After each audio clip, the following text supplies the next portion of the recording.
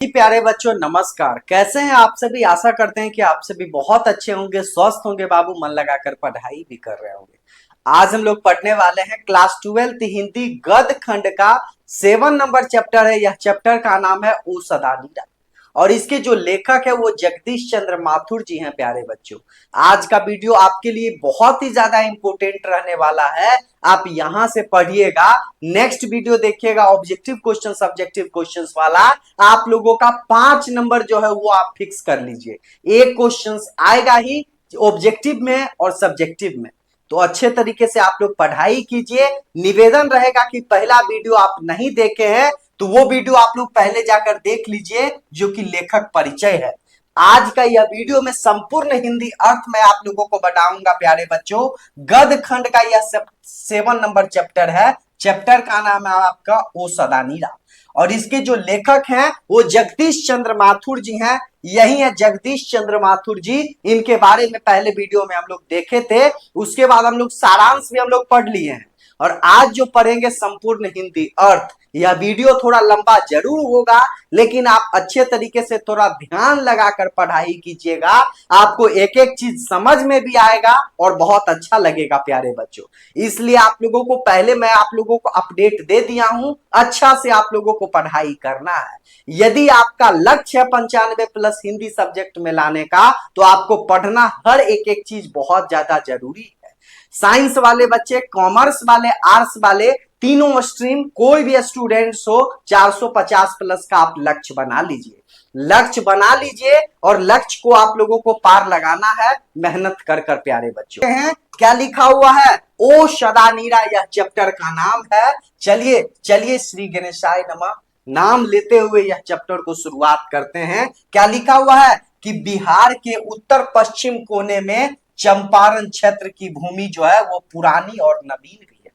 जो बिहार है ना, बिहार का चंपारण क्षेत्र जो गंडक नदी है, उसी के बारे में यह पाठ में बताया गया है। ओ सदा नीरा कहां का वर्णन किया गया है, चंपारण क्षेत्र। चंपारण जो क्षेत्र है वो उत्तर पश्चिमी कोना पर है। बिहार का नक्शा देखिएगा ना, तो उत्तर पश्चिमी कोना पर चंपारण क्षेत्र की भूमि है। यह भूमि उतना ही ज्यादा पुरानी है जितना नवीन, यानी नया भी है और पुराना भी है। हिमालय की तलहटी में जंगलों की गोदी से उतारकर मानव जो है, उतारकर मानव मानो शैशव सुलभ अंगों और मुस्कान वाली धरती को ठुमक ठुमक कर चलना सिखा रहे हैं। नए खेत, नई पैदावार और बीच बीच में पलाश, साल एवं अन्य जंगली वृक्षों की भटकी सी पाते, दूर दूर तक समतल की गई भूमि, ट्रैक्टर आतुर अंगुलियों ने माने जिसे परिहत वास कर लिया हो। ठीक है, परिहत वसना कर लिया हो, तभी तो लाज से सिकड़ी इस नदियों ने जल नाम मात्र रह गई। यह नदी में नाम मात्र की जल रह गई है, बालू की डगरों के बीच खोई सी रह गई है। ये धाराएं जो कभी वनश्री से ढके वच स्थल, ठीक है, वच स्थल में ये किलकती रहती थी। क्या करती थी प्यारे बच्चों, जो चंपारण क्षेत्र था, मैं आप लोगों को अपडेट दे रहा हूं, बता रहा हूं कि चंपारण का जो क्षेत्र था, पहले वहां पर वन था, पूरा जंगल था, पूरा पेड़ पौधा था। वहां पर जो है अंग्रेज के जमाना में, उससे पहले जमाना में धीरे धीरे वहां पर जो है वो जंगल की सफाई की गई। जंगल का जो वृक्ष है वह काटा गया, वन को साफ किया गया, वह जमीन का, ठीक है, वह जमीन में वो वहां पर वो खाना उपजाया गया, ठीक है, और वह नील की खेती किया गया। अंग्रेज लोग जो है वो करवाए भारतीय लोगों से। 20 कट्ठा में 3 कट्ठा जो है वह जमीन पर जो है वो नील की खेती जो है वो होता था। ठीक है, ये आदेश था अंग्रेज का उस समय, जब जो वो देश आजाद भारत जो है वो नहीं हुआ था। तो वही चंपारण क्षेत्र के बारे में जो है वो चीज यहाँ पर बताया गया है। अभी जो हुआ पश्चिमी चंपारण, पूर्वी चंपारण, बेतिया, मोतिहारी, वो सब इलाका के बारे में बताया जा रहा है। आगे देखिए, अब वे किलकती नहीं है, या तो लाज में गरी, या तो लाज में गरी निष्पंद सरकती रहती है। या बरसात के दिनों उन्मत्यानों, ठीक है, वीरंगनाओं की भांति प्रचंड, ठीक है, प्रचंड नर्तन करती है। मसान मसान सिरकना पंडई, भुजाएं फैला फैलाकर उसी मानव के पौरुष को ललकारती है जिसने उन्हें निर्वसन किया है। 60, ठीक है, क्या लिखा है बाबू, सन 62, 1962 का जो उस समय का जो ये बाढ़ आया था बहुत भयानक था, ठीक है। पूरे बिहार में आप लोग कहीं भी इलाका नहीं था जहां वो बाढ़ का पानी नहीं आया, भयानक था, ठीक है। तो 62, क्या बाबू, 1962। आप अपने घर में दादाजी बाबा या किसी रिश्तेदार से पूछ सकते हैं जो पुराने बुजुर्ग हैं कि 62 का जो बाढ़ आया था कितना भयानक था, ठीक है। दृश्य जिन्होंने देखा है उन्हें रामचरितमानस की कैकेयी के क्रोधारूपी नदी की बाढ़ को याद आई होगी। क्या है बाबू, कैकेयी, जो राम भगवान, ठीक है, रामचरितमानस में जो है वो माँ जो है, ठीक है, तो वो जो है उनका क्रोध रूपी जो नदी है वो बाढ़ की जो है वो याद दिलाती है 62 वाला, ठीक है, जो बाढ़ आया था बहुत ज्यादा भयानक। आगे देखिएगा, आगे देखिएगा क्या लिखा हुआ है, लेकिन 2500 वर्ष पहले जब गौतम बुद्ध इन नदियों के किनारे किनारे पाटलिपुत्र से मल्लों, मौर्यों और शाक्यों को उपदेश देने जाया करते थे तब ये नदियां शैमती थी। तब ये जो नदी थी उतना ज्यादा भयानक नहीं थी। 2500 वर्ष पहले, क्या है बाबू, 2500 वर्ष पहले जो गौतम बुद्ध जो उपदेश देना जाया करते थे, किसको, मल्लों को, मौर्यों को, शाक्यों को, ठीक है, उपदेश जाया करते थे। उस समय ऐसा नहीं थी, जंगल था, घना जंगल था, वृक्ष की जड़ों में पानी रुका रहता था, ठीक है, बाढ़ आती थी पर इतना प्रचंड नहीं। बाढ़ तो जो है वो भयानक आती थी लेकिन इतना प्रचंड नहीं बाढ़ थी, ठीक है, थोड़ा बहुत, ठीक है। पिछले 600-700 साल में महामानव, ठीक है, पिछले 600-700 साल पहले की बात किया जा रहा है, जो चंपारण से गंगा तक फैला हुआ था, जो चंपारण से गंगा तक फैला हुआ था वह कटता चला गया।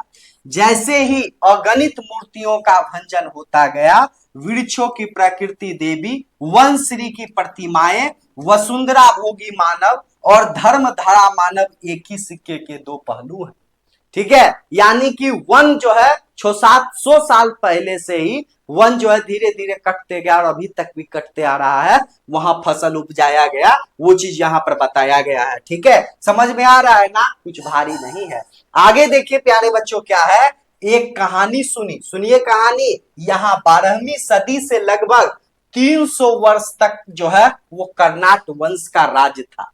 वो क्या था, कर्नाट वंश का जो है वो राज था। प्रथम, क्या है बाबू, प्रथम राजा न्यायदेव, याद रखिएगा, ऑब्जेक्टिव क्वेश्चंस में पूछा जाएगा। प्रथम राजा जो है वो कौन था, कहां के, कर्नाट वंश का, क्या था, न्यायदेव चालुक्य नृपपति, ठीक है, नृपपति सोमेश्वर पुत्र विक्रमादित्य के सेनापति नेपाल और मिथिला की विजय यात्रा पर आए और फिर यहीं रह गए।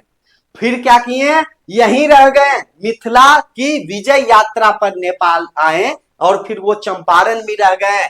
इस तरह सुदूर दक्षिणा का रक्त संस्कृति इस प्रदेश की निधि बने। कितने लोग इतिहास की इस कीमियाई प्रक्रिया से परिचित है। कीमियाई प्रक्रिया कहने का मतलब कि कोई दूसरे जगह के लोग दूसरे जगह पर जो है वो शरणार्थी बने, जाकर रह गए हैं, वही जो है वो कीमियाई प्रक्रिया कहलाता है। समझ में आ रहा है ना। आगे क्या है प्यारे बच्चों की, कर्नाट वंश के राजा हरि सिंह देव को 1325 ईस्वी में मुसलमान आक्रमणकारी गयासुद्दीन तुगलक का मुकाबला करना पड़ा। गयासुद्दीन तुगलक का मुकाबला करना पड़ा। विशाल आक्रमणकारी सेना जंगल के किनारे खड़ी थी। सुनिएगा, विशाल जो है आक्रमणकारी सेना किसका, मुसलमान आक्रमणकारी गयासुद्दीन तुगलक का मुकाबला करना पड़ा, जो राजा हरि सिंह देव को 1325 ईस्वी में, ठीक है। हरि सिंह देव का दुर्ग वन की गहराई में निश्चल छिपा हुआ था, ठीक है। वह घना वह घना वन मजबूत और मोटी प्राचीरों से अधिक दुर्भेद्य जान पड़ा। वह जो वन था वह मजबूत था, भयानक जंगल था, जैसे वो रहता है ना, भारी भरकम वो पिल्लर, ठीक है, मजबूत दीवार, वैसा वन था। सुल्तान घोड़े से उतरता है और अपनी तलवार से उसने एक विशाल यानी कहने का मतलब यही है प्यारे बच्चों कि जो आक्रमणकारी जो है वो गयासुद्दीन, वो अपने घोड़े से उतरते हैं और अपनी जो है वो तलवार को निकालते हैं, विशाल एक घने वृक्ष को काट डालते हैं। उसके बाद जितने भी थे उनके सिपाही गण, उसके गिरते ही बिजली सी दौड़ गई उनकी सैनिकों में, ठीक है, बिजली जैसे उत्पन्न हुई उनके सैनिक के शरीर में, वैसा जो है वो सब जो है वो आक्रमण करने लगे, पेड़ काटने लगे और हजारों हजारों तलवारें घने वृक्ष के, ठीक है, वन की वृक्षों पर टूट पड़ी। देखते देखते जंगल के बीच राह खुलती गई, देखते देखते जो है वो जंगल की वृक्ष जो है वो राह खुलती गई, ठीक है। हरि सिंह देव का गढ़ अपना हौसला, ठीक है, हौसला खोकर वो नेपाल भाग जाना पड़ा, ठीक है, किसको? राजा हरि सिंह देव का, ठीक है, किससे? भयभीत होकर आक्रमणकारी जो है वो गयासुद्दीन तुगलक से। समझ में आ रहा है ना? आगे देखिएगा, तब से जंगल जो कटना शुरू हुआ, कटते ही आ रहे हैं, उसी समय से जंगल जो कटना शुरू हुआ, कटते आ रहे हैं। 1325 नीचे धरती उपजाऊ मिलती गई, राशि राशि सस्यों की खान, जहां बीज डालने पर भर की दरकार है, घने जंगल की स्मृतियां में मानो पैदावार जो है वो अलग उठती है। यो चाहे 700 वर्ष पूर्व आक्रमणकारी की तलवार ने जंगी के द्वार खोले थे, ठीक है, वो जंग का जो है वो जंग का जो द्वार है वो खोले थे, तब से जंगल जो है कटना शुरू हुआ, अब भी कट रहा है। अब तो हल और ट्रैक्टर की धरती के खजाने की अनावृत कर रहे हैं। इस धरती के निवासी भी प्राचीन और नवीन के मिश्रण है। चंपारण क्षेत्र का जो भूमि है, चंपारण क्षेत्र, इस धरती के निवासी जो हैं वो प्राचीन और नवीन के मिश्रण है। जान पड़ता है आदिकाल से आने जाने वाले ताता बंधा रहता है। जंगल से छीनी गई धरती को जोतने के लिए पुष्ट हाथ प्रायः बाहर से ही आते हैं। पिछले 500-700 वर्ष में थारू और धांगर जातियां यहां आकर बसी। 500-700 साल से जो है वो पहले जो है वो धांगर जातियां आकर रही। थारुओं का उद्भव के विषय में अनेक मत हैं। वे लोग, थारुओं के बारे में देखिए, वे लोग जो है वो आदिवासी नहीं मानते हैं अपने आप को। थारू शब्द जो है वो राजस्थान से आया है, वो राजस्थान से निकला जो है, वो मानते हैं राजस्थान को, अपने आप को राजस्थान से, ठीक है। समझ में आ रहा है ना? कुछ भारी नहीं है बाबू, अच्छे से पढ़िएगा ना, मोटिवेट होकर कोई चीज को आपको लगना चाहिए कि हमको वो काम करना है, 100% देना है, तो वो चीज आपको हल्का लगने लगेगा, चाहे वो कितना भयानक भारी क्यों ना हो। तो वही चीज है। आगे देखिए कि धांगरों को 18वीं शताब्दी के अंत में लाया गया नील की खेती के सिलसिले में। नील की खेती के लिए जो है वो 18वीं शताब्दी में लाया गया धांगरों को। ये लोग दक्षिण बिहार का छोटा नागपुर पठार से लाया गया और वहां के आदिवासी जाति औराव, मुंडा, लोहार इत्यादि के वंशज हैं, ठीक है। धांगर शब्द का अर्थ है औराव भाषा में भारे का मजदूर। धांगर शब्द का क्या अर्थ है? भारे का मजदूर, ठीक है। समझ में आ रहा है ना? इनके लोक गीतों में 200 वर्ष पूर्व इस महाप्रस्थान की कथा बिखरी पड़ी है।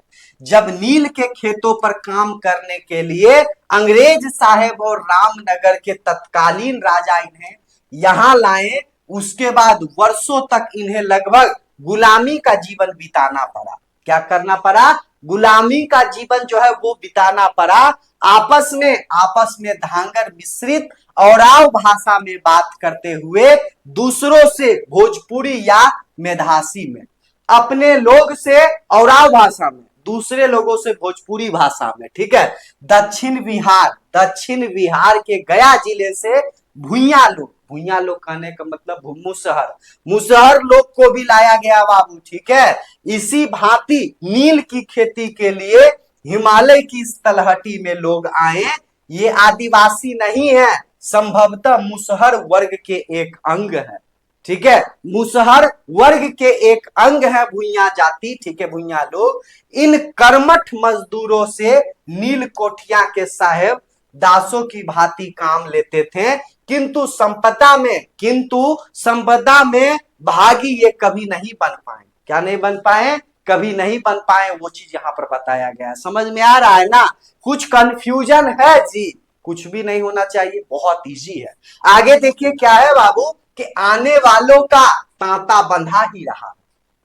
आने वाले लोगों का तांता लगातार जारी है, लोग आ रहे हैं।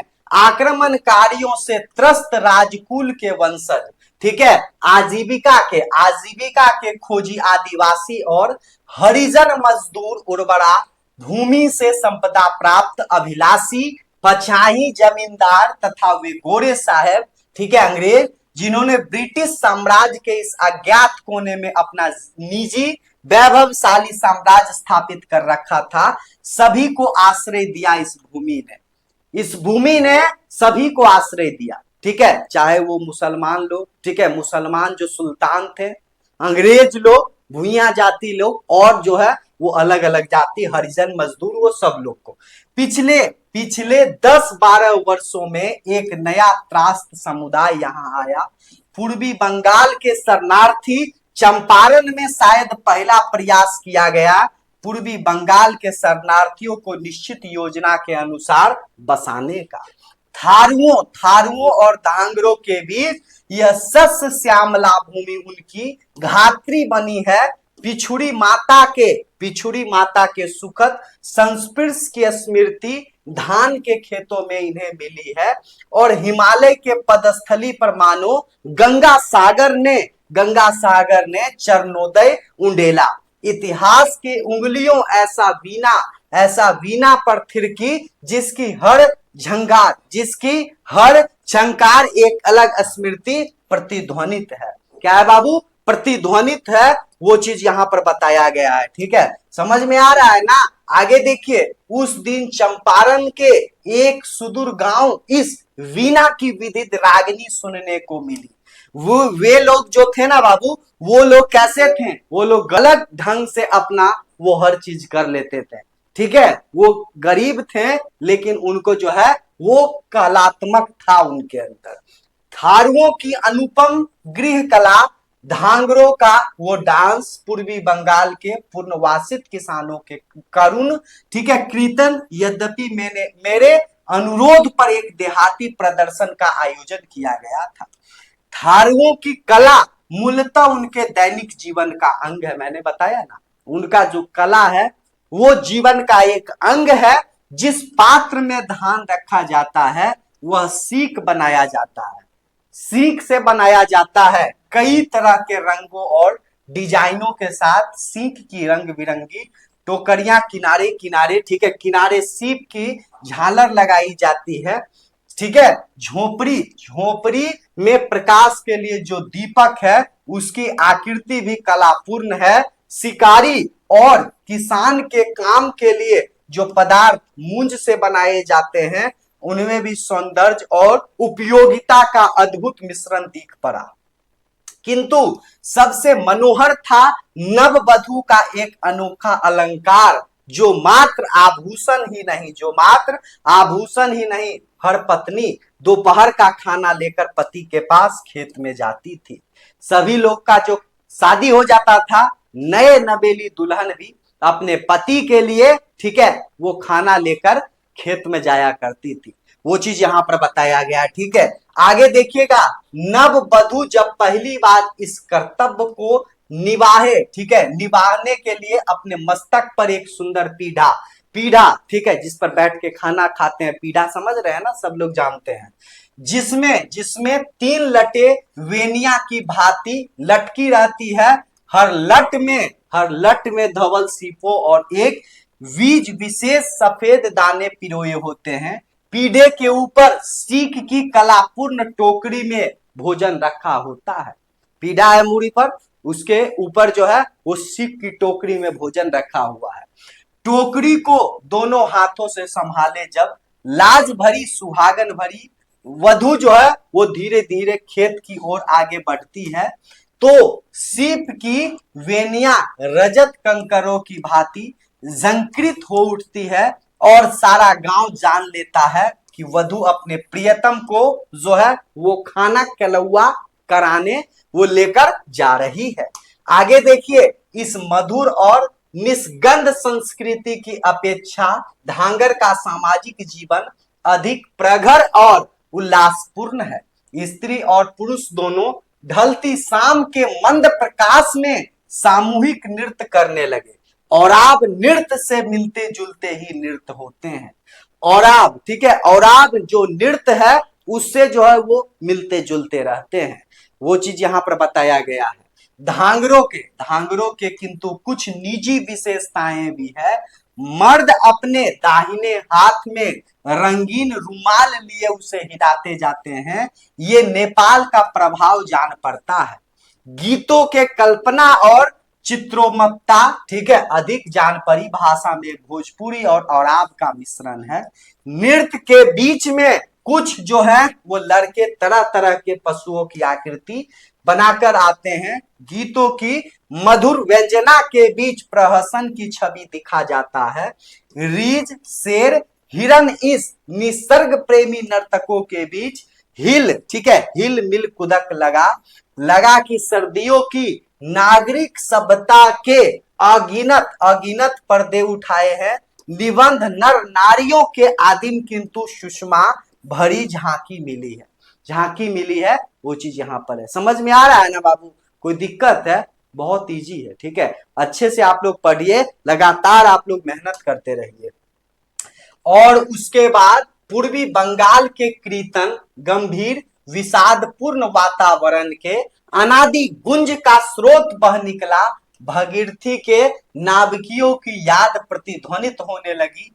चंपारण के खलिहानों और जंगलों में वर्षों याद शायद इन कीर्तनों की उर्वरत ताने छोटी होती जाए, शायद इनका विषाद स्मृति के रेखाएं मलिन हो जाए। उल्लास की करियां ये मुखर हो उठे। उल्लास रात बीत चली, दिवस का संघर्ष अंधेरा के पर्दे के पीछे सजग हो उठा। धरती देती है किंतु यहाँ का जनजीवन समृद्ध नहीं बन सका। बेतिया राज की जमींदारों तो अंग्रेज ठेकेदार बन गए। 19वीं सदी में नील की खेती का विस्तार किया। 19वीं सदी में नील की खेती का विस्तार हुआ, ठीक है। नील से ही उन दिनों रंग बनते थे, नील से ही रंग बनते थे। इसलिए नील की पश्चात देशों में, दूसरे देश में जो है वो पोर्ट होता था, जाता था अंग्रेज लोग, ठीक है। अंग्रेज लोग भेजाते थे। लाखों की संपदा उन अंग्रेज ठेकेदारों के हाथ लगी, किंतु रैयत में कोई लाभ, वो जो किसान लोग था उसको लाभ नहीं होता था, ठीक है। कोई लाभ नहीं हुआ। बेतिया राज से बहुत कम आदाई, हजारों एकड़ जमीन इन गोरे ठेकेदारों ने ली, ठीक है। वो चीज यहां पर बताया गया है। आगे देखिए, ठेठ देहात में उनकी भव्य कोठियां खड़ी हो गई। ठेठ देहात में भव्य कोठियां जो है वो खड़ी हो गई, ठीक है। अंग्रेज का किसानों से जबरदस्ती नील की खेती कराई गई। वो अच्छा जो है वो महल बना लिया वहीं पे, और जबरदस्ती किसान से नील की खेती जो है वो करवाई गई। हर 20 कट्ठा जमीन में 3 कट्ठा नील की खेती के लिए किसान को रखना लाजमी था। 20 कट्ठा में 3 कट्ठा करना है, यानी समझ रहे हैं ना कि 1 बीघा में 3 कट्ठा, ठीक है। 20वीं सदी के प्रारंभ में जब केमिकल रंगों का इजाद होने पर, 20वीं सदी में जब शुरुआत में केमिकल वाला रंग जब आया, तब भी जो है वो नील की मांग कम हो गई। तब पर भी जबरदस्ती चलती रही यह काम अंग्रेज के द्वारा। 3 कठिया से छूट पाने के लिए किसानों को मजबूर किया गया कि वे मोटी रकम में गोरे ठेकेदारों के दे। चंपारण और कुछ आसपास के इलाकों में इन नीलहे साहब का निष्कंटन साम्राज्य था। उन दिनों जिस रास्ते पर साहब की सवारी जाती थी, उस पर हिंदुस्तान के लोग जो है वो अपने जानवर को नहीं ले जाया करते थे। जिस रास्ता से अंग्रेज लोग जाया करते थे, जानवर नहीं लेके जाएंगे। यदि किसी रैयत के यहाँ उत्सव या शादी विवाह होता तो साहेब को नजराना भेजना पड़ता। पहले पैसा जाकर देना है अंग्रेज को, तब आप शादी कीजिएगा भाई। ऐसा नहीं कीजिएगा तो मारा पीटा जाएगा, जेल में आपको ठूसा जाएगा, आग लगा दिया जाएगा। तो वो सब चीज है। साहेब बीमार जब पड़ता, रैयतों से इलाज के लिए वसूली होती। जब अंग्रेज लोग, ठीक है, कुछ दिक्कत होता, ठीक है, परेशानी होता, वो बीमार पड़ता, तो किसान लोग से पैसा मांगा करता था। साहब जो खरीदता था हाथी घोड़ा, तो वो पैसा भी जो है वो किसान लोग देना पड़ता था, उसी से मांगा करता था। ठीक है, कमाई में कुछ ना कुछ देना होता था। ऐसे भी ये अमोलवा कोठी के साहेब का नाम एमन था।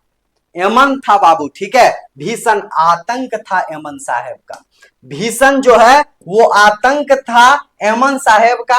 वो चीज यहां पर है, किसी भी रैयत की झोपड़ी में आग लगा देना, ये हर दिन का काम था। ठीक है, किसी के जेल को, किसी को जेल में ठूस देना, यह सब रोज का काम था। तत्कालीन शासक नीलहे गोरे के साथ का पुतला था। उन दिनों उत्तर बिहार का दौरा करने वाले अफसरों के लिए देहात में डाक बंगले नहीं बनते थे, वे सभी साहेब की कोठियों में ही रहते थे। दक्षिण बिहार के बागी, ठीक है, बागी विचारों के असर चंपारण में देर से पहुंचा, इसलिए गंगा पर जो है वो पुल बनाने की स्कीम जो है वो नहीं रही। ठीक है, तत्कालीन शासक ने कोई दिलचस्पी नहीं बनाई। क्यों? क्योंकि जो वो चंपारण क्षेत्र था, पुल नहीं रहता तो इधर के लोग कुछ नहीं जानेंगे। तो ये सब जो है वो कारण के लिए वो पुल नहीं बना। यो वर्षों तक चंपारण में गोरे नीलहों का राज ब्रिटिश साम्राज्य की छत्रसाल पनपता रहा, और आतंक और दैन समृद्धि और बेबसी के उस आलम में सन 1917 में अप्रैल मास में एक बिजली सी कौंधी। ठीक है, 1917 में बिजली सी जो है वो कौंधी। चंपारण में गांधी जी गए, चमत्कार की कथा स्वयं राजेंद्र बाबू ने लिखी है। गांधी जी गए और ये जो लिख रहे हैं, जो बता रहे हैं राजेंद्र प्रसाद, ठीक है, स्वतंत्रता युद्ध महानाटक उस नंदी पाठ में मानो सूत्र रूप में संघर्ष और विजय की सारी गाथा ही समा गई है।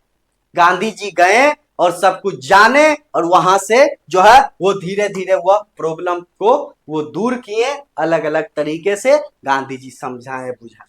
यहां उसका ब्यौरा नहीं लिखूंगा वो चीज बोल रहे हैं। पर वही 1962 में मुझे एक अभूतपूर्व सौभाग्य प्राप्त हुआ, मैं तीर्थ यात्रा पर निकला। ठीक है, बोल रहे हैं उन सभी स्थानों की राज, ठीक है, लेने जहां गांधी जी ने 1917 का अभियान किया था, उस तीर्थ यात्रा में मुझे सत्संग मिला। कुछ उन महानुभावों जब 1917 में गांधी जी के साथ थे। सोने में सुहागा, सोने में सुहागा कहने का मतलब जो है नहीं चाह रहे थे, वो भी चीज मिल गया। तो जानकारी मिला, मोतिहारी में मिले थे श्री राम दयाल शाह। राम दयाल शाह गांधी जी के रहने सहने का जो प्रबंध है उनके द्वारा ही किया गया था। ठीक है, श्री हरवंश सहाय मुजफ्फरपुर से मोतिहारी गांधी जी के साथ आए, और उन वकीलों में जो थे आंदोलन, उनके साथ जो है वो सलाहकार रहे। ठीक है, क्या रहे? वकीलों में सलाहकार के काम किए। लौटने पर मुजफ्फरपुर में रामनवमी प्रसाद से मुलाकात हुआ, और देर रात तक जो है वो बातें हुई। ठीक है, रामनवमी बाबू और राजेंद्र बाबू उन दिनों गांधी जी के साथियों में अग्रण्य थे। कौन थे? गांधी जी के साथियों में कौन थे? रामनवमी बाबू और राजेंद्र बाबू। जिस तेजस्वी किसान के आग्रह पर गांधी जी ने चंपारण जाना स्वीकार किया, वह राजकुमार शुक्ल सन 1917 के पहले से ही रामदयाल शाह, रामनवमी प्रसाद, श्री हरवंश सहाय इत्यादि के संपर्क में आया था। क्या किया था? आया था।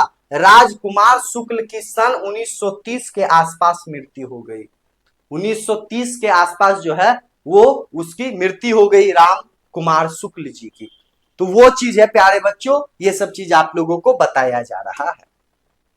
किंतु मेरा अविस्मरणीय अनुभव रहा है सुदूर भितहरमा गांव में। कौन गांव? देखिएगा, गांव समझिएगा, थोड़ा सा गांव अलग है। कौन गांव है बाबू? भितिहरमा गांव, सुदूर गांव, भितिहरमा गांव। यह गांव जो है वो अमोलवा के निकट है, अमोलवा के निकट है भितिहरमा गांव, ठीक है, जहां 1917 में एमएन साहब की तूती बोलती थी। सब लोग भयभीत होते थे।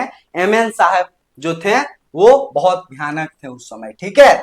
जब गांधी जी चंपारण की रैयत को भय और अत्याचार के, ठीक है, चुंगुल से बचाने का प्रयत्न कर रहे थे, तब उन्होंने ग्रामीण जनता की सामाजिक व्यवस्था में सुधार का भी श्री गणेश किया। क्या किया बाबू? श्री गणेश किया। श्री रामनवमी प्रसाद ने बताया कि एक दिन किसी गांव में किसानों की शिकायतों का अध्ययन करने गांधी जी जा रहे थे।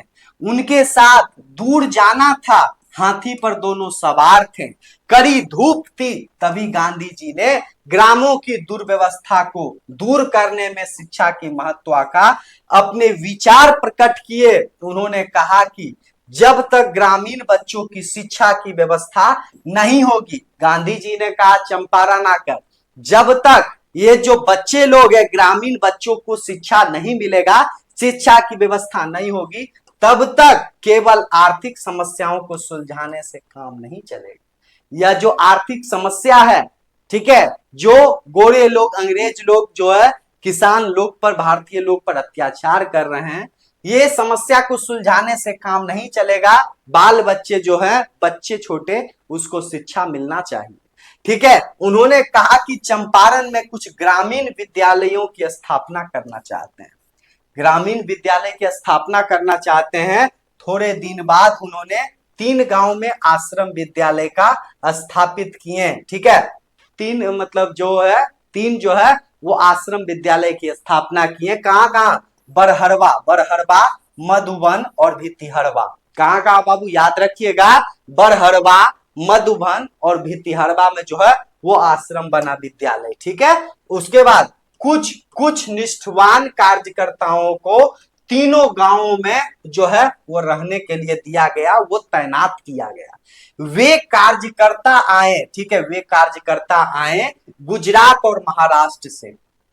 जो शिक्षक आए, कार्यकर्ता आए बाबू, कहां से आए? महाराष्ट्र से, गुजरात से। बरहरवा का विद्यालय विदेश में शिक्षा प्राप्त इंजीनियर श्री बबन जी गोखले और उनके विदुषी पत्नी ये अवंती वाकाई गोखले ने चलाया। साथ में देवदास गांधी जी भी थे। मधुबन में गांधी ने गुजरात से नरहरिदास पाटिल और उनकी पत्नी, उनके सेक्रेटरी महादेव देसाई को भेजा। कुछ दिन आचार्य कृपलानी भी वहां रहे, कुछ दिन जो है आचार्य कृपलानी जी भी रहे। भितिहरमा के अध्यक्ष थे वयोवृद्ध डॉक्टर देव और सोमन जी, ठीक है। बाद में वहां पुंडलीक जी आए जो शिक्षक हैं। स्वयं कस्तूरबा भितिहरमा आश्रम में रही।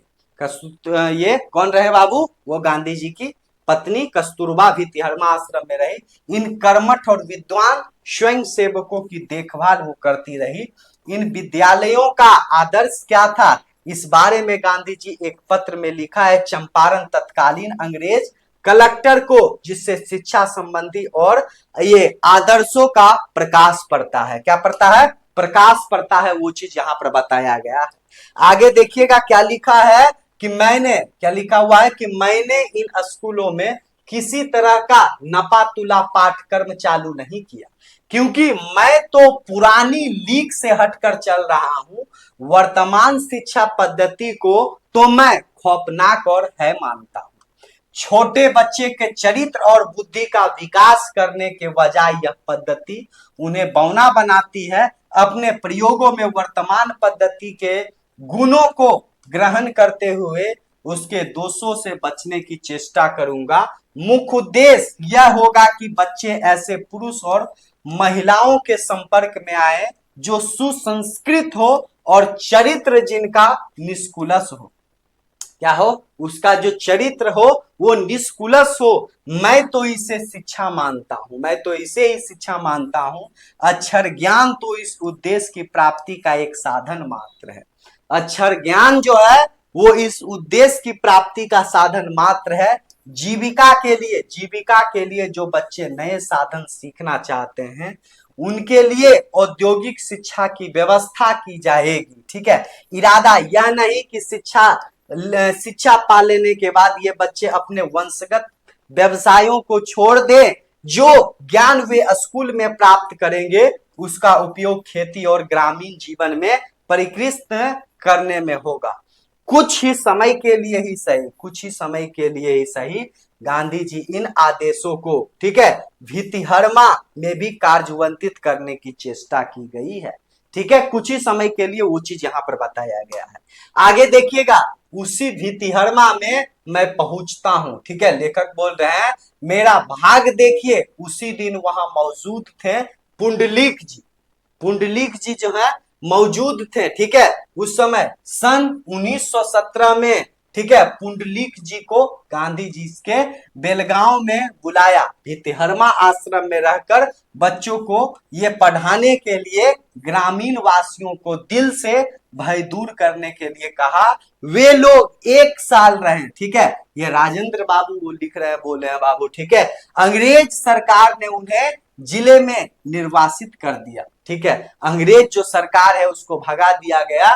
ठीक है, किसको, वो चीज यहां पर बताया गया पुंडलीक जी को।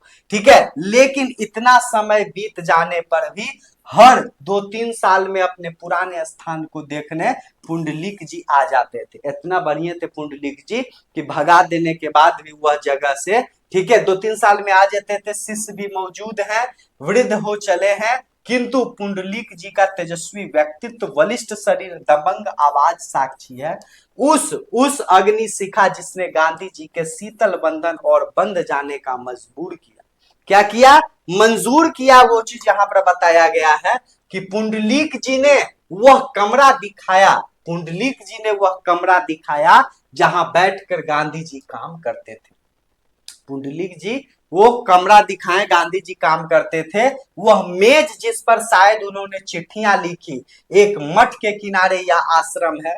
गांव में गांधी जी को आश्रय देने की किसी में हिम्मत नहीं पड़ी। मठ के महंत ने एक महुए के पेड़ के नीचे जगह दी। मठ के एक महंत है, महुए के पेड़ के नीचे उनको जगह दी। गांधी जी खटिया बिछाए और बाद में एक झोपड़ी भी बनाई जिसमें डॉक्टर देव आकर रहे और आश्रम को चलाते रहे। उस झोपड़ी को एमन साहब कर्मचारियों के द्वारा जला भी दिया गया। बाद में वह खपरेल का भवन बना जो अब भी बहुत कुछ और मौलिक अवस्था में है। कस्तूरबा यहाँ आकर आश्रम के कार्यकर्ताओं की देखभाल करती थी। गांधी जी प्रायः बेतिया और मोतिहारी में ही रहते थे। गांधी जी जो ज्यादातर जो है वो बेतिया या फिर मोतिहारी में जो है वो रहते थे। पुंडलीक जी 3-4 शिष्यों भी मिले, पुंडलीक जी के 3-4 शिष्य मिले। पुंडलीक जी सन 1917 के अपने रोचक अनुभवों की कथा भी सुनाई। एक दिन एमन साहब, जो अंग्रेज था बाबू, एमन साहब क्या है, आश्रम में आया और फायदा, ठीक है, फायदा था कि साचब, ठीक है, साचब जब आए, ठीक है, गृहपति उसके घोड़े की लगाम पकड़े। पुंडलीक जी ने कहा नहीं, उसे आना तो मेरी कक्षाएं में आए। पुंडलीक जी बोल रहे हैं आना है एमन साहब तो मेरी कक्षा में आए, मैं लगाम पकड़ने नहीं जाऊंगा। पुंडलीक जी ने गांधी जी से सीखी, यह जो है वो सीखी है ये निर्भीकता। ठीक है, वह निर्भीकता उन्होंने गांव वालों को दी। ठीक है, पुंडलीक जी, चंपारण अभियान का सबसे बड़ा वरदान यही निर्भीकता थी।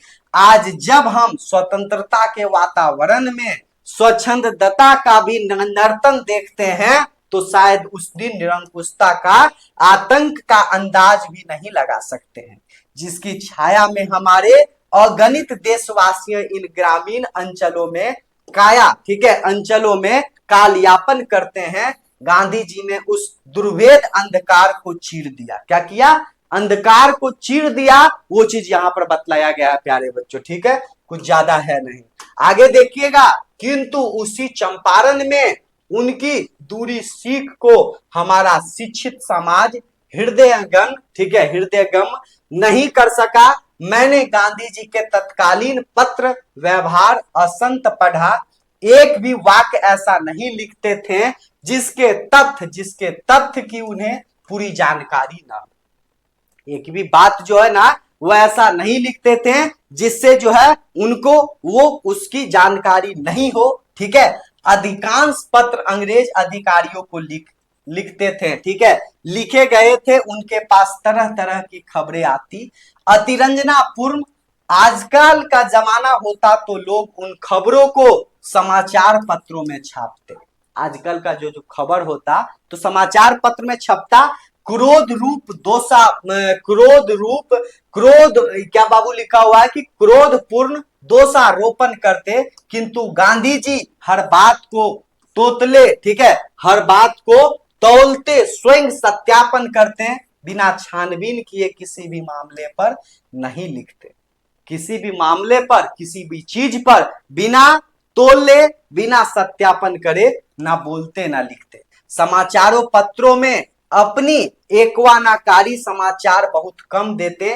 किसी भी गांव से, किसी गांव से अत्याचार की खबर आती तो वहां जाकर खुद पूछा ताछा करते थे, पूछताछ करते थे, या राजेंद्र बाबू या अनुग्रह बाबू या धरणीधर बाबू इत्यादि इन जांचों करते थे ये सब जाकर, ठीक है। असल में जब 1916 लखनऊ कांग्रेस में लोगों ने उनसे चंपारण की त्रस्त जनता के संबंध में प्रस्ताव रखने को कहा तो बोले, तो क्या बोले वो देखिएगा, यही चीज बोले कि अपनी आंखों से देखो, ठीक है, बिना और बातें किए, जांच पड़ताल किए बिना इस मामले में नहीं पढ़ूंगा। नीलहे साहब ने बंगलो क्या लिखा हो बाबू, अच्छे से देखिएगा कि नीलहे साहब के बंगलो, ठीक है, बंगलो में जाकर उनकी बातें को सुनते। यही वह सत्य था, यही वह सत्य था जिसका आचरण उनके जीवन का संबल था। आज तो बिना जांच पड़ताल के दोषारोपण करना सामान्य व्यवहार है, सही बात है ना। आज का क्या है, बिना कुछ जाने ऐसे ही बोलते जा रहे हैं उल्टा पुल्टा। तो आज बिना जांच पड़ताल के दोषारोपण करना सामान्य व्यवहार है। आज तो छोटी सी बात को बढ़ा चढ़ाकर जो है वो समाचार गुमनाम चिट्ठियों में लिख देना, भेजना मामूली बात है। आज सत्य धूलि, आज क्या बाबू लिखा हुआ है, आज सत्य धूलि धूसरित पड़ा है, जैसे भितिहरवा में आश्रम की उपेक्षित है।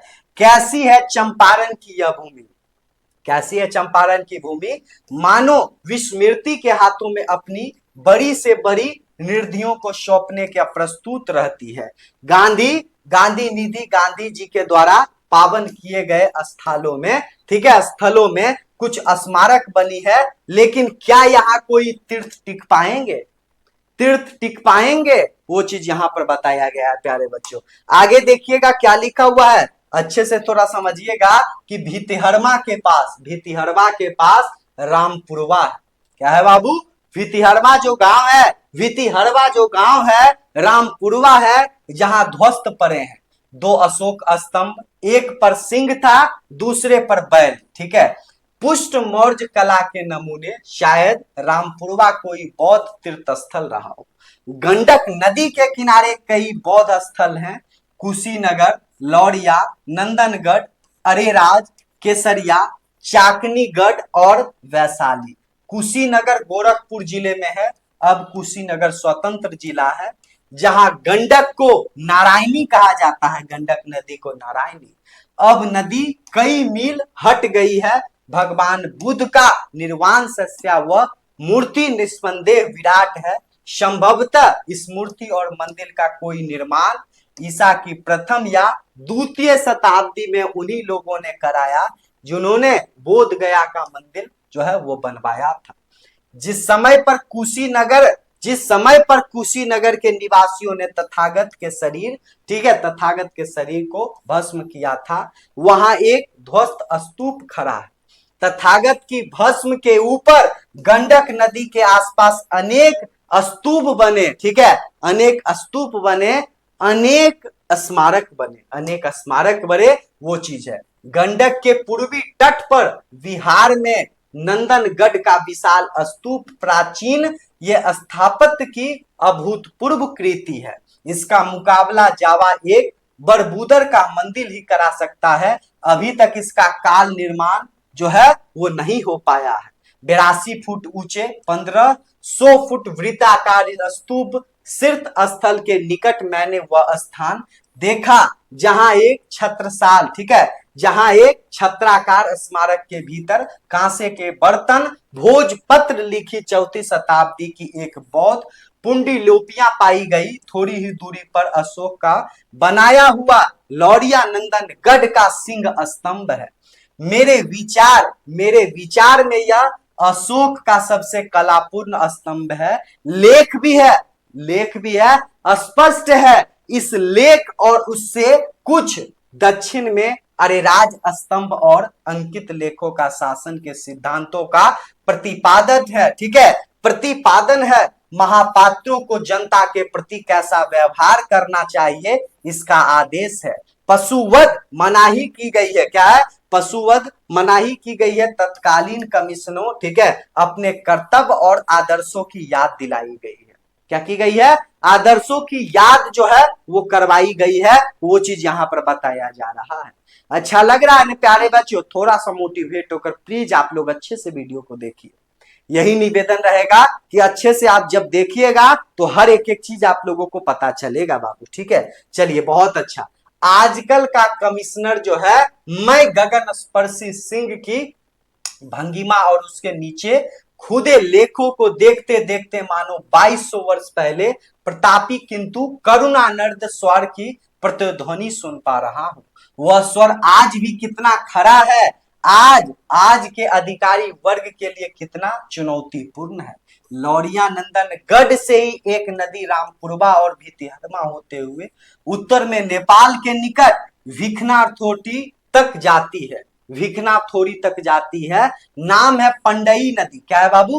पंडई नदी। शायद इसी के सहारे भगवान बुद्ध बाद में अनेक भिक्षु भिखाना शब्द सामव्य देखिए जाते थे। लुम्बिनी और नेपाल, फाहान और हेंगसान, ये सब आप 10th में नाम सुने होंगे। क्या है? फाहान, ये फाहान और हेंगसांग इस हाथ क्या है भी इसी पथ से रास्ता से आए थे। लौरिया, क्या लिखा बाबू कि लौरिया नंदनगढ़ निश्चय ही एक विशाल पावन स्थल रहा होगा। अनेक टीले खुदाई प्रतीक्षा के सदियों का रहस्य अपने हृदय में छुपाए रहे हैं। क्या है? छुपाए पड़े हैं। वो चीज यहां पर बताया गया। लौरिया के निकट, क्या लिखा हो बाबू कि लौरिया के दक्षिण में अरेराज, अरेराज के दक्षिण में केसरिया, फिर वैशाली। यही तो वह पथ था, यही तो वह रास्ता था जिससे भगवान बुद्ध अपनी अंतिम यात्रा पर गए थे। अपनी प्रियम, अपने सबसे प्रियम नगरी गणतंत्र, ये क्या है? गणतंत्र तई लिच्छवियों की राजधानी वैशाली में अंतिम दर्शन के लिए भगवान बुद्ध ने अपने समस्त शरीर को गजराज की तरह घुमाया और बोले, ठीक है, गजराज की तरह जो है घुमाया और बोला, आनंद। आनंद सबसे उनके जो है वो प्रिय ये शिष्य थे तथागत। यह अंतिम जो है वो दर्शन है। लिच्छवी रास्ता रोक कर खड़े हो गए, बीच में नदी आ गई। तथागत अपना भिक्षा पात्र उन्हें दे दिया। इस वैशाली में अम्बपाली तथागत को अपना ये आक्रमण समर्पित किया और इसी वैशाली में जैन धर्म के तेजस्वी तीर्थकर भगवान महावीर का जन्म हुआ था। आज जैन समाज अपनी इस पुण्य धरोहर को भूल गया। क्या गया है? भूल गया है जैन समाज, ठीक है। ऐसे ही जैसे पौराणिक धर्मावलंबी हिमालय की तलहटी में ये भैंसा लोटन की महत्वाकांक्षा भूल गए हैं। भैंसा लोटन का जो हिमालय है वो भूल गए हैं। वैसे ही जैन समाज अपने पूर्ण धरोहर जो है उनका वो भूल गए हैं उसको। आगे देखिए क्या है कि जहां हिमालय की छोटी पहाड़ियों के बीच गंडक चट्टानी दीवारों के बीच गुजरती है, वहां मैंने देखा घड़ियालों का निवास स्थल। किंवदंती है गजग्राह की लड़ाई वहीं शुरू हुई। पंचनद नदी गंडक से वही मिलती है पंचनद। क्या है बाबू? पंचनद से के कुछ ऊपर तमसा नदी मिलती है। वही शायद वाल्मीकि आश्रम है। अनेक ध्वस्त मूर्तियां बिखरी पड़ी है। इस गंडक के सहारे सहारे चलिए तो 173 मील, 173 मील जो है वो दूरी पर पटना के सामने सोनपुर के निकट गंगा तट पर हरिहर क्षेत्र है। अभी हरिहर क्षेत्र नाथ मंदिर है ना भगवान भोले बाबा का सोनपुर में बाबू, तो वही चीज है। पटना के सामने सोनपुर है, हाजीपुर, ठीक है, हाजीपुर वैशाली 173, ठीक है, मील दूरी पर जहां कहते हैं गज ग्राह युद्ध समाप्त हुआ और गज का संकट मोचन हुआ। गज का जो है वो संकट मोचन हुआ, वो चीज यहां पर बताया गया है। वर्तमान और अतीत का आघंतहीन करी है गंडक नदी। क्या है बाबू? गंडक नदी ना जाने कितने महात्मनों और संतों इसके किनारे तप और तेज पाया है, किंतु गंडक अभी गंभीर बन सकी है। गंडक जो नदी है वो अभी गंभीर भयानक बन चुकी है, इसलिए इसके सहारे तीर्थ स्थल और अस्थाई न रह सके।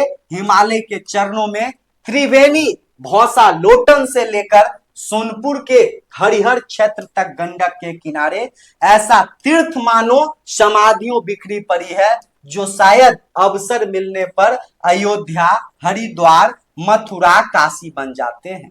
इस गंडक के उच्छ्वल कन्या रही ज्येष्ठा सहोदरा गंगा की गंभीर इससे सुहाया ही नहीं है, वो चीज यहां पर बताया जा रहा है। समझ रहे हैं ना? अब बहुत कम है, थोड़ा सा इंतजार कीजिए, सब समाप्त हो जाएगा अच्छे तरीके से बाबू, ठीक है? समझ में आ रहा है? आगे देखिएगा क्या है कि तब अतीत के कौन स्मृतियां गंडक ने छोड़ी है। भवन नहीं, मंदिर नहीं, घाट नहीं, हवाई जहाज से गंडक घाटी के दोनों ओर नाना आकृति के ताल दिख पड़ते हैं, कहीं उथले कहीं प्राय, ठीक है, कहीं गहरे किंतु प्राय श्यामल, ठीक है, धरती रूपी गगन विशाल आत्म ठिट्टी हुई बदहालियों की भांति टेढ़े मेढ़े, परंतु शुभ्र निर्मल और तालों को कहते हैं चौर और मन। क्या है चौर और मन? जो है यह क्वेश्चंस में भी आया है, जो आपको अगले वीडियो में देखने को मिलेगा। चौर उथले हैं, क्या है बाबू? अर्थ समझिएगा, चौर उथले ताल हैं जिनमें पानी जड़ों और गर्मियों में कम हो जाते हैं। और देखिए खेती भी होती है। मन विशाल और गहरे ताल है, ठीक है, गहरे ताल है। मन शब्द मानस का अपभ्रंश है। गंडक के उच्छृंखल नर्तन के समय बिखरे हुए आभूषण मानो ये मन और चौर बाढ़ आई है। तटों का उल्लंघन, ठीक है, तटों का उल्लंघन कर नदी दूसरा पथ पकड़ा, पुराने पथ पर रह गए चौर और मन जो है पुराना पथ रास्ता है वह रह गया, जिनकी गहराई तल को स्पर्श कर धरती के हृदय से स्रोत फार लाई, वही मानस बन गए। क्या है बाबू? वही जो है वो मानस बन गए, वो चीज लिखा हुआ है। ऐसा ही एक ताल है जिसका नाम है सरैयामन। वेतिया नगर से 4 मील दूर कच्ची उबड़ खाबड़ सड़कों से हम लोग पहुंचे एक मनोरम जंगल के किनारे। त्रयोदशी का चांद अपना साम्राज्य फैला हुआ था। बेतिया राज ने इस जंगल को सुरक्षित रखा और 130 एकड़ रकबे का अवैध क्षेत्र है। जंगल विभाग की ओर से सागौन, यूकलिप्टस, आम इत्यादि वन लगाए जा रहे हैं। एक नर्सरी भी है, किंतु प्राचीन जंगल को भी सुरक्षित रखे जाने कोशिश की जा रही है। 1 मील वन पथ पर चलने के बाद हम वन के किनारे पहुंचे। विशाल ताल, बीच में द्वीप, 3 और जल राशि, नौका विहार को निकले। नन्ही लहरियां और चांदनी के प्रतिबिंब घगोत बार बार झलक दिखाकर अंतधन हो जाते। नौका आगे बढ़ी, सामने रजत राशि निस्सीम, बाईं तरफ द्वीप और कमल पत्र, दाएं घने वृक्ष जिनकी छाया मानो नौका को ग्रसने का आतुर थी। बीच धारा में पहुंचने पर नाविकों ने कहा जल पीजिए, बड़ा स्वास्थ्यवर्धक है। जल पीजिए, बड़ा स्वास्थ्यवर्धक है, वो चीज नाविकों ने कहा। आगे देखिए, बात यह है कि शताब्दियों से यहाँ किनारे पर लगे जामुन के वृक्ष समूहों का जामुन अगणित फल गिरते रहते हैं। जो जामुन का जो फल है अगणित, बहुत ज्यादा जो फल है वो गिरते रहते हैं, ठीक है। आगे क्या है इस तरह सरैया मन के जल का वैदत सिद्धांत के अनुसार शोध होते रहता है। वेतिया नगर से अनेक अमीर बीमार इस जल को घरों में वो मंगवाते हैं। ठीक है, आगे क्या है बाबू, श्रेया मन का जल अस्थिर है, निबद्ध है, किंतु गंडक नदी का जल तो सदियों से चंचल रहा है। जिसने इतने तीर्थ तोड़े क्या वह कोई वरदान दे सकेगी? जिसने इतने तीर्थ जो है वो तोड़े वरदान दे सकेगी? असंख्य प्राणियों को जो इसकी घाटी में संघर्ष और अभाव का जीवन बिताते रहे। चंपारण जिले में मोटर से घूमते हुए जहां मैंने इतने ध्वस्त स्तूप मंदिर और स्तंभ देखे, वहां एक प्रकार की प्राचीरों जगह जगह मस्तक उठाए दीख पड़े। मस्तक उठाए दीख पड़े वो चीज बताया गया है। आगे देखिए, ये ईंटें और पत्थरों, ठीक है, निरुपाय खंडर नहीं है। ये ईंटें जो है ना बाबू, वो पत्थर और निरुपाय खंडर नहीं है। इन पर प्राचीन लिपियों से लेख भी नहीं है, लेकिन नई कुदालियों और फावड़ों की छाप, नए पौरुष की छाप, इन पर ये प्राचीरें हैं। गंडक घाटी योजना की नहरों के तटबंध जिन्हें लाखों मजदूर तैयार कर रहे हैं। एक ही पश्चिमी नहर 120 मील लंबी, जिसका 11.5 मील नेपाल में पड़ेंगे, 68.5 मील उत्तर प्रदेश गोरखपुर और देवरिया जिले, ठीक है, शेष बिहार के सारण जिले में पूर्वी नहर की लंबाई 155 मील होगी। इसके द्वारा नेपाल और तिरहुत के विशाल क्षेत्र की आबवासी होगी।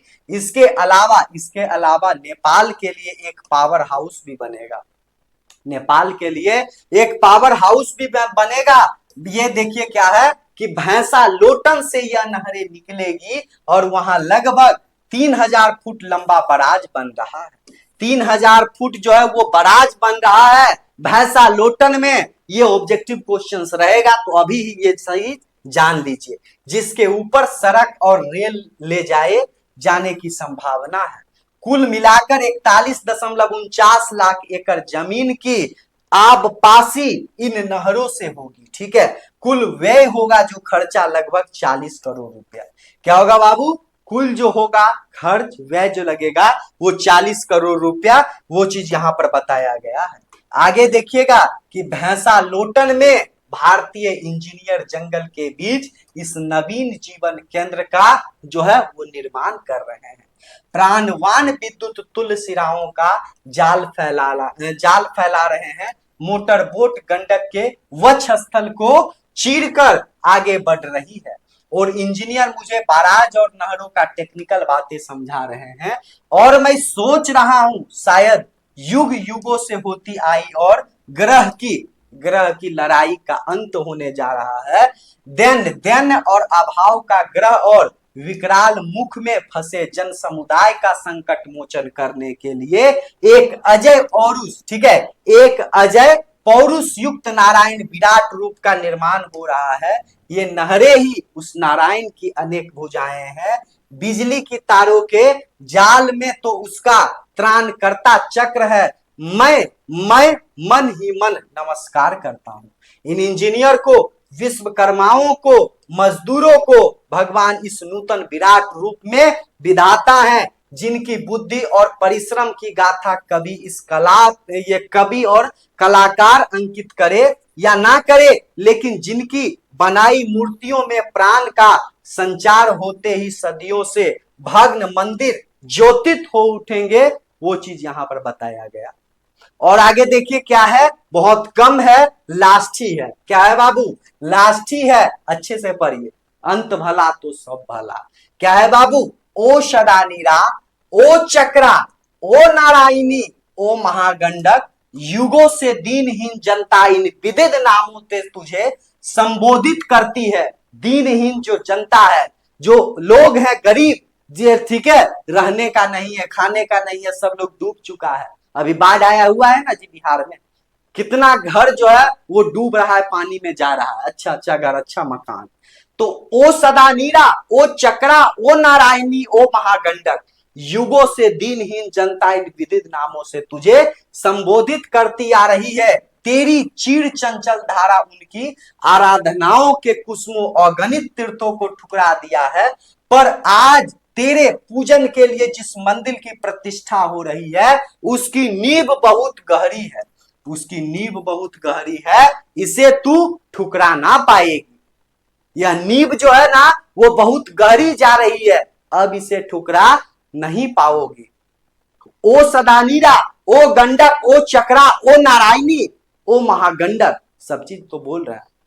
जो गरीब लोग हैं, जो सभी लोग हैं, जो जनता दीनहीन है, ये सब नामों से तुझे जो है वो संबोधित कर रही है, लेकिन यह जो है पूजन मंदिर प्रतिष्ठा हो रही है, नींव बहुत गहरी है, इसे तू ठुकरा नहीं पाओगी। ये चीज है बाबू, ठीक है। यहाँ पे आपका इंड हो चुका है बाबू, क्या हुआ है ना, यहाँ पे आपका जो है वो इंड हो चुका है संपूर्ण हिंदी अर्थ। अब हम लोग नेक्स्ट वीडियो में, अगले वीडियो में हम लोग देख लेंगे ऑब्जेक्टिव क्वेश्चन, सब्जेक्टिव क्वेश्चंस। तो ये दोनों वीडियो आप लोग देख लीजिएगा ना, लेखक परिचय संपूर्ण हिंदी अर्थ, तो वो आपको समझने में, प्रैक्टिस लगाने में, हर एक एक चीज आप लोगों को आसानी होगी, याद नहीं करना पड़ेगा बाबू।